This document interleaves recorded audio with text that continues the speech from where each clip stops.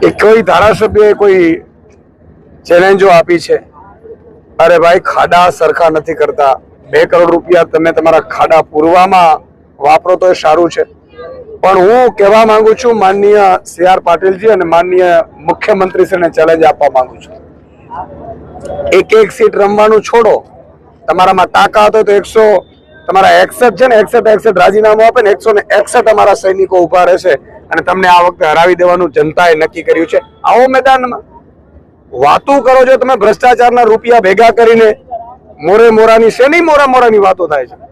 પ્રજા ત્રાહિમામ પોકારી ગઈ છે। બ્રિજ નીચે ઉભતા અત્યારે ભાજપના કાર્યકર્તાઓને સંતાનો ડરે છે।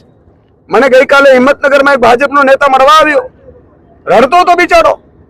મેં કીધું શું થયું?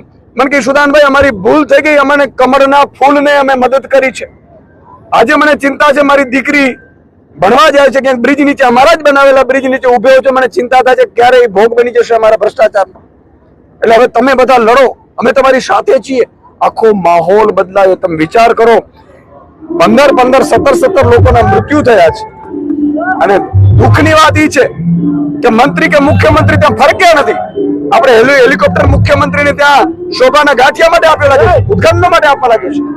એટલે મને ચિંતા એ વાતની છે કે આ લોકોને પ્રજાની પડી જ નથી। ચારે બાજુથી પ્રજા મોંઘવારીમાં પીડિત છે, બેરોજગારીમાં પીડિત છે। અત્યારે હું પેરિસ જેવા રસ્તામાંથી આવ્યો છું, મને એમ થયું કે અહીંયા પેરિસમાં આવી ગયો શું, એવું થયું મને। ખાડામાં યાર રસ્તા છે કે રસ્તામાં ખાડા છે ખબર નથી પડતી ને હાલી નીકળ્યા છે। મને લાગે છે પ્રજાની સાથે આ મત માંગવા કયા મોઢે જશે, પણ આ વખતે પ્રજાએ નક્કી કરી લીધું છે। બધે આખા ગુજરાતમાં એક જ વાત આવે છે કે વિસાવદરવાળી કરવી છે, તો કચ્છની જનતાને પણ મારી વિનંતી છે કે વિસાવદરવાળી કરજો। અહીંયા પણ અમારા મજબૂત આગેવાનો તમને આપીશું કે જે આગેવાનો તમારા માટે લડશે, તમારા માટે અવાજ ઉઠાવશે, તમારા માટે બોલશે અને તમારા માટે મરશે। ગોપાલભાઈના રાજીનામાની વાત જ નથી ભાઈ, હાલી નીકળ્યા છે શું? એક ગોપાલભાઈ જીત્યા એટલે આખી ભાજપ પાર્ટી જોડે અમે આમ કરી નાખ્યું તેમ કરી નાખ્યું। એટલે ભાઈ ગોપાલભાઈ વિસાવદરમાંથી જીત્યા છે, વિસાવદરની ચૂંટણી નથી। ચૂંટણી તમારે મોરબીની કરવાની હોય તો મોરબીના ધારાસભ્યને તમારે કહેવું જોઈએ અને ચેલેન્જમાં શું વારે વારે ફરો છો?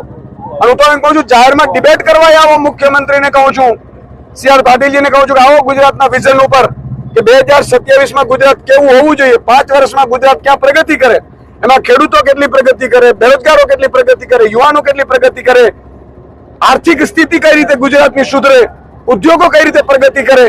આને તો ઘર ભરવા સિવાય પડી જ નથી। એટલે જુઓ તમે 2 કરોડ રૂપિયા ઓફર આવે છે, 2 કરોડની કોઈ GST તપાસ તો કરે ઈડી વાળા, 2 કરોડ આવ્યા ક્યાંથી?